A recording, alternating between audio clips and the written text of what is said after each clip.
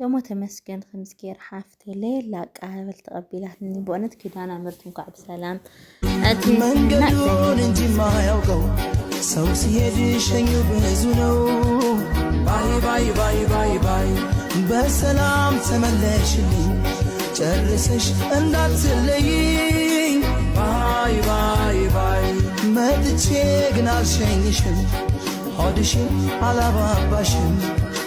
ባይ ባይ ባይ ባይ ባይ እንዲሁ እንዳላችሁ አይለያችሁ ያሉን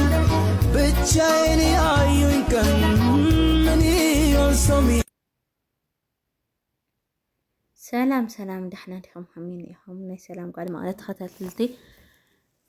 ሰላምኩም ብዙሕ ትርፍ የለሊ ሓድሽ ስኹም ሳብስክራይብ ግበሩ ቤተሰብኩም ሻር ኮመንት ላይክ ኣይትረስዑ። ጉዕዘና እግዚአብሔር ይመስገን ዓደይ ብሰላም ኣትየኒ ኢኹ ብጸሎትኩም ብዙሓት ንዝሓተትኩም ደሞ እግዚአብሔር ይመስገን ብጸሎትኩም ብጸሎት ፈጣሪ እግዚአብሔር ይመስገን አዲስ አበባ ኣትየ ምስ ሓፍተይ ተራኺበን ኢኹ ተመስገን እና ለሎ ጉዕዘና ከመጀመሪያ እስከ መጨረሻ ላይክ ጌርኩም ተኸታተሉኒ ማለት እዩ። እዚ መጀመሪያ ያው ብድሕር ካርተት ክንደይ ኣምባሲ ብዙሕ ነገር ኢኻ ካርተት ትብልና ወረቐት ንምውዳእ ላዕሊ ታሕቲ እኒኦ እዩ ብዙሕ ነገር እዚ ወዲእና ከዓ ናይ መጨረሻ ካብ ስዑዲ ካብ ጅዳ ማለት እዩ ኣየርፖርት እዚ ኣብ ሻንጣ ምዛን ክንደይ ኮተት እኒኦ ያው ብዙሕ ሰብ እኒኦ ትሪእዎ ኣለኹም ከምዚ ምስሊ ማለት እዩ።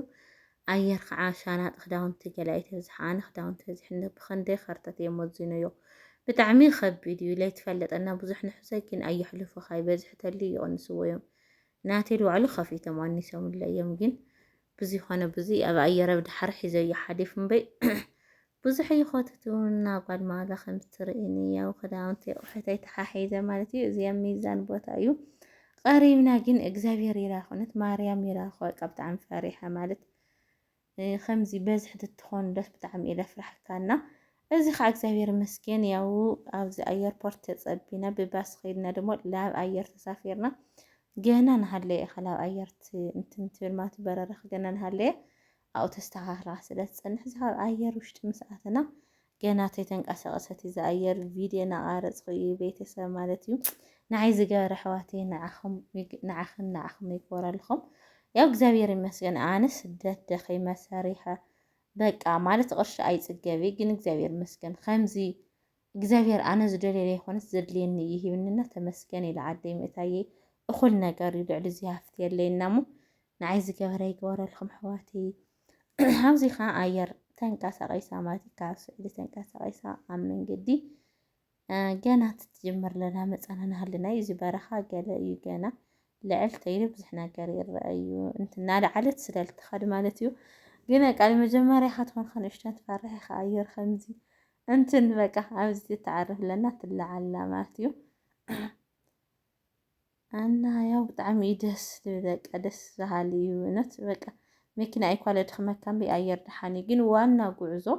ኣብዚ ጉዕዞ ምዛን ኣብዚ ምስቃል ኣብዚ ምውራድ ግን ውይ በስመ አብ ካርተት እዩ። እዚ ከዓ ዝበለ እንትን ውሽጢ ኣብ ኣየር ውሽጢ ናሃለና ማለት እዩ ያው ብጣዕሚ እግዚአብሔር ይመስገን። እዚ ከዓ ኣየር ትወርለና መሓስተ እውን ኣብ ድሕረይ በቃ ድኽም ኢልና የኽልተ መዓልቲ ሙሉእ ሓረስናይ ኣብኡ ታራ ክንሕዝ ገለ ክንብል ብጣዕሚ ድኻም እዚ ከዓ ኣዲስ ኣበባ ብባስ ላኸድና ማለት ካብዚ ኣየርፖርት ወሪድና ኣየር ነው ኣብዚ ምስሊ ኣሎ እንትን ኢኻ ትኸድ ብባስ ትኸድ ላውዝና ሻንጣ እንትን ማለት እዩ። እዚ ከዓ እንትን ኣብ መንገዲ ኣዲስ ኣበባ ምስኣተናስ በቃ ትሕዝ ኢላ እዛ ኣየር ኣጋ ምዕራፋ ያው ብዙ ፍንሽራ ቀሪፀዮ ይረአ ኣሎ እንትን ማለት ትሕት ኢሉ ስለዝኾነስ ከተማ ብጣዕሚ ማሻላ ደስ በሃሊ ኣዲስ ኣበባ ከም ገለ እዩ ተቐይሩና ንዓ ዝቐየረ ሰላም እውን የውርደና ፈጣሪ ኣምላኽ ዓድና ስደተኛ ልምለሰሉ ነጋዳይ ነጊዱ ዓዱ ልኣትየሉ ሓረስታይ ሓሪሱ ልነብረሉ ጊዜስ ይግበረና ሰላም የውርደና ርሑሳት መውፅኣ ንኹን ግዕዘና ኣይወዳነ። እዚ ከዓ ገና ኣብ መንገዲ ናሃለና እዩ ኢለ እንትን ቀሪፆ እዩ ገና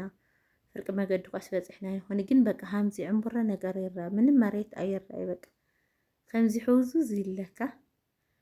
እና እዚ ከዓ ያው ኣብዚ ቦሌካ ምስ በፃሕና እዩ ያው ካብ መጀመርያ እስካብ መጨረሻ የቃሪፀ ቤተሰብ ለሎ ነገር ደሞ ብዙሕ ነገር ሊብኣቲ ሓደ መዓልቲ ከረዳእክን የትመፅእ ኣሕዋተይ ከምዚ ትኬተመ ይቁረፅ ኩሉ ነገር ብዙሕ ፕሮሰስ እኒኦ ብእውነት ብዙሕ ድኻም እዚ ልውዓለ ከዓ ያው አዲስ አበባ ደስ ክብል አቃም ወራድና ማለት እዩ። ግን በቃ ብዙሕ ኮተት ነይዎ እዩ እውነት መንገዲ ንምምፃእ ብሰላም እታየ ምስ ቁሕተ እግዚአብሔር ይመስገን ብዘይ ምንም ነገር ግን ብዙሕ ምጥንቃቕ ነገር ነይዎ እዩ። በቃ ብዙሕ ነገር ነይዎ ከኩሉ ትልኸበደ ነገር ኣብ ስዑዲ ሻንጣኻ ካብ ኪሎ ሰሙን ፈቅዱልካ ልላዕሊ መሓዝ ማለት እዩ። ብጣዕሚ ከቢድ እዩ። ስለንምዘን መልሱ ተይሎም መልሱ እዮም። ክዳውንቲ ኣብ ፌስታል ምሓዝ ከዓ ኣይፍቀድን። ብቻ ሻንጣ ዘይብሉ ፌስታል ተኮይኑ ይድርብይዎ እዮም። ኣሕዋትይ ኣብ ከምዚ ትጥንቀቃ ነይርኩም ብልበለፀ ልለኹም ሕቶ ኣብ ኮመንቲ ሕተታ ንሕቶትንና ብደንብ ገይረ ሊቭኣቴ ከረደኩም እየ ወይ ከዓ ቪድዮ ክሰርሐልኩም እየ። ገዲም ጓሓት ምሸት ምሳኹም ኢና ቤተሰብ ዓዲ ዘሎ ትግራይ ዘሎ ኩሉ ነገር እውን ትግራይ ኣይኸድኩ ያነ ግን ኣዲስ ኣበባ እየ ኒኹ እና ትግራይ ምስ ከድኹን ኩሉ ነገር ክቐርፀልኩም እየ። ግን ብጣዕሚ ደስ ይልኒ በቃ ከምዚ ኢለ ክሪኦ ብጣዕሚ ካብ መጠን ብላዕሊ ደስ ይልኒ። እግዚአብሔር ይመስገን ብእውነት ሓጎሰይ ወሰን የብሉ ያው ድሕሪ ብዙሕ በቃ ድሕሪ 9 ዓመት ኣደያት ኣነ 9 ዓመት ማለት ካደኻ ካቦኻ ካብ ኣሕዋትካ ትፈላለኻ ብሓፈሻ ዓድኻ ሓዲግካ በቃ ከቢድ እዩ ልክትናገሮ ብጣዕሚ ከቢድ እዩ። በቃ 9 ዓመት ኢልካ ክትፅውዖ ይቀለካ እዩ ግን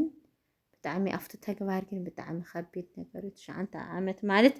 ንእሽቶ ነው ይኮነይ ብጣዕሚ ግን እግዚአብሔር ይመስገን ክንደይ ኣሕዋትና 9 ዓመት ሰሪሑ ተሳክዐሉን እየ ለይተሳክዐሉን እየ ግን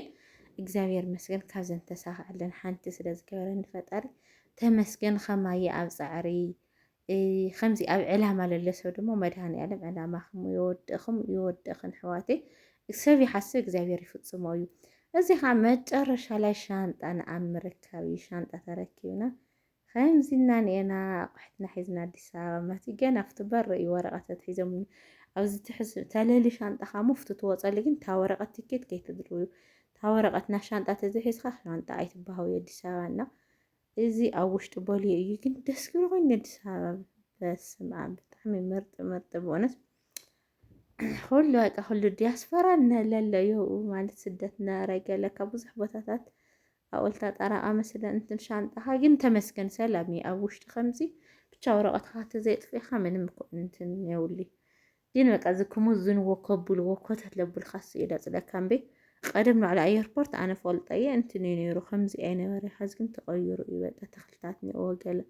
ኣብዚ ውሽጢ ሻንጣ ዝዘረሉ ማለት እዩ።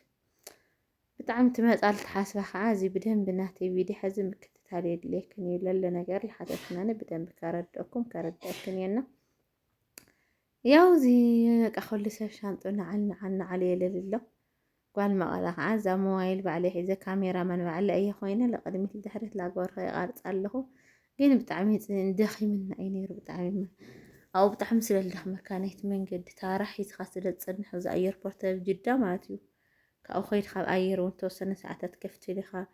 ወሪድካ እውን ካብቲ ላፍቲ እንትብል ኢኻ ሻንጣኻ ስካዕ ትሕዝ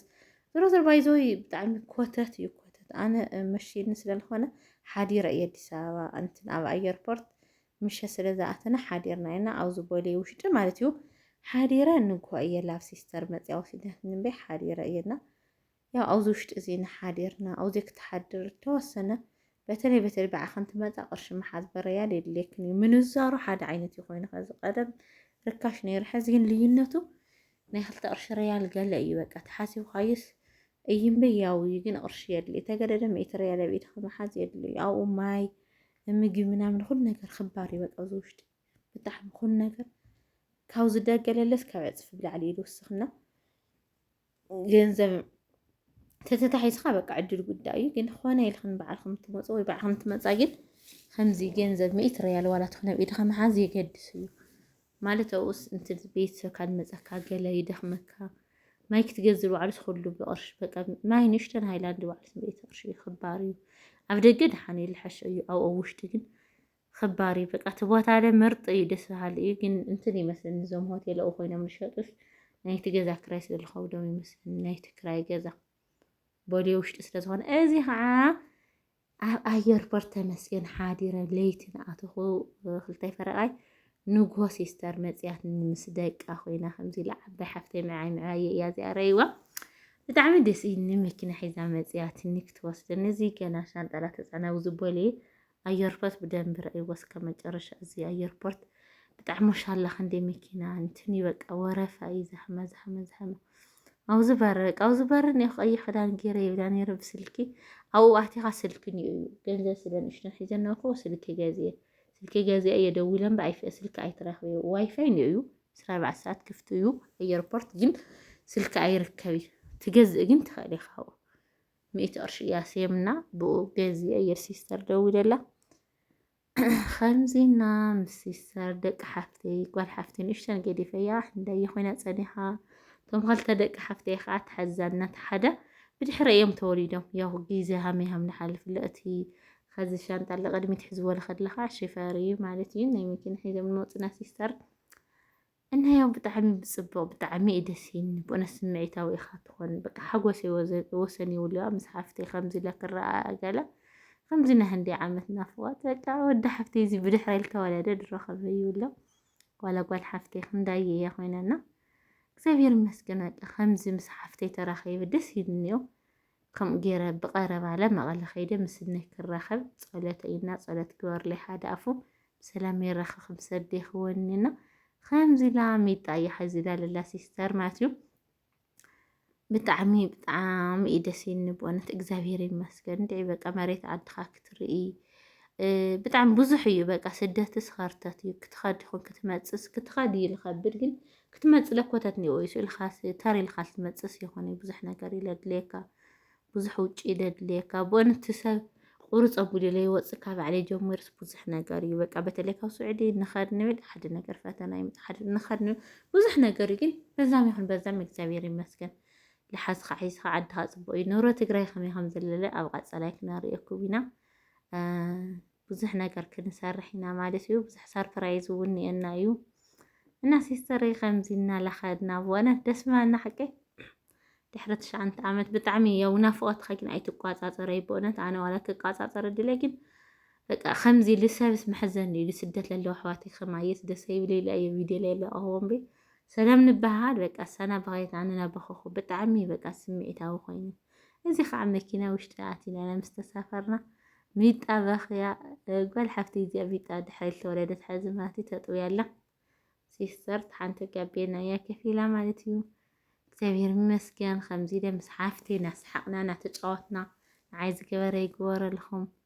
خمزي تلا لازي خاود حفتي عودش دشت عمتي جن بدحرقيته وليدو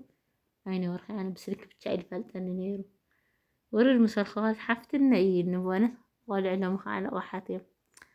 زي صحاي سيدل خونيت كاميرا انتنين صحاي يوم مصرف هذا سيدل خود خويا زي خا جزاتي ناس يستر ليت يصبحوا عبي حفتي كيك جيزي أزاجا صنيحاتني إمكان بسلام متاش إلات نماتيو يو بتعمي إدسين حاجوسي وسني واللي حفتخا قال إنه يتم بوتات هاللي حوخا يوزي خنا كده لمرة سوطة طيبات من حفتي كده لمرة تنقع بسلامة أتخلي لا مالتيو حاجوسي وسني واللي حفتي أدمنت أناني هاخ بدك خاسي بزوات سيتك الخبونت بزح نجار يا الزجاجة لا لكن كفتو بزح نجار للزجاجة اللي نعيدس للنجار بقى نع بأكل مرخبي أخذ نجاري مسحفتي جس لعين من رأيي بوزح نجار يوزي خوزي انت لعنا يفوتيو نسمع أنا أو عشان أنا حزنا وشتي كنت مسكنك أزيها سيستر مالتي مودي أو جزم ساعتنا لا دوي لا سلك الأواقات حفتينا الدواء سلك الأواقع يوم قاعدة سلك قال أنا علتا ما زار لا تمسكني زبير مسكني ميتاتشنكو على سلام أتيت مساخم اللي عدي ساعة مالت مسايا ما الله خمد الله عيل وطرنا تجري واللي زاقوا عليه حاوركو عدس بدنا لا لتايا دم سقط أم سايدنت كيريم زي حاجة الحفتي كوفي لا مالتي دم ملك عنا آيات مسس كمان صحفنا عيت مسلة زي ستة عيبات نسيستر كده نمرت ناس عم هو أنا تمسكن فهد عارب تعمي اللي بزحنا قرانا أحواتي بتعمي للشغل كل جزيك مسيء لبلد نعيب لان كل جزيك مسيء لهم جزانا أي أمنني بك حزوالس سالي أتخي أين أمني قال لي يوم تكي تعير قوري صفوتهم سلا كلهم يوم أمني يوزي ورد حفتي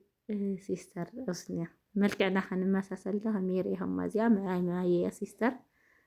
إنها حفت خل نجر خيها قالنا خستو ولد بقى ودنا خست علم ما مخبر خي أنا زبير مسكين خمزي كردم صدق إني مسمعنا سبن تسمع ميعين برجن بتعمينا نفوات الحوات سن في الليلة خمزي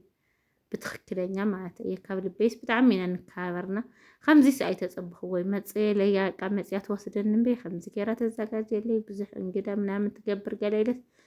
ኣይተፀብኽዎይ ግን ተመስገን እግዚአብሔር ይመስገን እንደ ሓፍተይ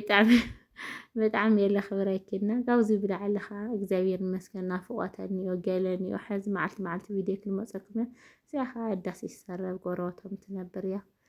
መፅያ ማቲ ጋይሽ ቆልዑና መንደር እዮም እዚኦም ከዓ ኣብዚ ከዓ ሲስተር መፅያ ምሳይ ጠጠው ኢላ በነት ለመጀመሪያ ጊዜ እያ ካሜራ ምናምን ቲክቶክ ምናምን ከምዚ ዩቲዩብ ሰሪሓ ስለለይ ትፈልጥ ታይና ፎቶ ንስኣል ገለን አለትኒ እና ተመስገን እስቲ እግዚአብሔር ይመስገን ከመጀመሪያ እስከ መጨረሻ በተመስገን ምልየ እያ ግን ያው ደስ ስለዝበለኒ ቤተሰብ ናብ ካሊእ እንትን የሆነ ያው ዝቡና ሸዋሕሸዋሕ ትትብለ ዝዓድና ግርማን ይዎ በነት ናይ ዓድናስ ኩሉ ነገር ይፍለዩና ያው ኩሉ ነገር ፅቡቅ ከምዚ ገይራ ብፅቡቅ ተቐቢላት ያው እንደይ በቃ ሓጎሰይ ወሰን ይውል በቃ ብጣዕሚ እዩ ደስ ይብልኒ እግዚአብሔር ይመስገን ካብ በቃ ዝምነዮ የነበርኩ ኢሉ ብዙሕ ዓመት ኣነ ከድየ ልጉዕዘይ ካብ ዝጠቕልል ቅድሚ ኩናት እየ ሓሲበሉ ግን እግዚአብሔር ኣብ ዝፀሓፎ ኮይኑ ከዛኣት 6 ዓመት ለኣክል ግን ብኸድየ እየ ግዜ ሕሊፎየ እና እዚ ከዓ ወዲ ሓፍተይ ምሳየን ኮፍ ኢሉ በቃ ከምዚ ሓባቴን ይላምድልስ ማለት እዩ ግን በቃ ሰበብ ዝሓሰቦ ይኹን ቤተሰብ እግዚአብሔር ኣብ ዝሓሰቦ ይልኮን ብእውነት ኣነ ብ2013 ጥሪ ዓደይ ክመፅየ ልብል መደብ ነይርኒ ግን ኩናት ተልዒሉ ምናምን ኮረና ነይሩ ግዛዕ ቀድሞ ለኮረና ነይሩ በቃ ብዙ ይኹን ብዙ ፈጣሪ ስለለይ ፀሓፎ እስካዕ ሕፀን ኢኻ ፈጣሪ ፅሒፍዎ ከዓ ከዚ እግዚአብሔር ይመስገን ኣብ ዳግማይ ትንሳኤ ኣብ ፅቡቅ ኣብ ኣውደ ዓመት ኣምላኽ ብሰላም እቲኒ ማለት ተመስገን ካብዚ ለዓቢ የለ ኣብ ፅቡቅ ግዜ እየ ከዓት ተቐባሊ እየ ክረምቲ እዩ ዓድና ብቻ ሰላም የውርደና ፅቡቅ ሒዝና ንምፃእ እምበይ ብጣዕሚ እዩ ደስ ዝብል እግዚአብሔር ይመስገን ብእውነት ደይ ሓጎሰይ ወሰን ይውል ይፈጥር እና ቤተሰብ ናይ ልምዓት ቪድዮ ዝመስል ናይ ቀፃላይ ቪድዮ እስካብ ንራኸብ ሰሰናይ ናኹም እንግዲህ መዓልቲ ንመፅና ብዙሕ ሰርፕራይዝ ኣለና እዩ ብዙሕ ነገር ዝደለኹም ሕቶ ኮመንት ተጻሓፈለይ ከምዚ ናይ መንገዲ ኩሉ ነገርላ ብደንብ ከረዳልኩም እየ እና ከምዚ ኣነ ደስ ይብኒ ምስ ሓፍተይ ተራኺበን ይኹን ፅባሕ ከዓ ምስ ኣደይ ክራኸብ እግዚአብሔር ፍቃዱ ይኹን ንዓኹም ከዓ ንዓይ ዝገበረ ይግበረልኩም ኣሕዋተይ ማዕረይ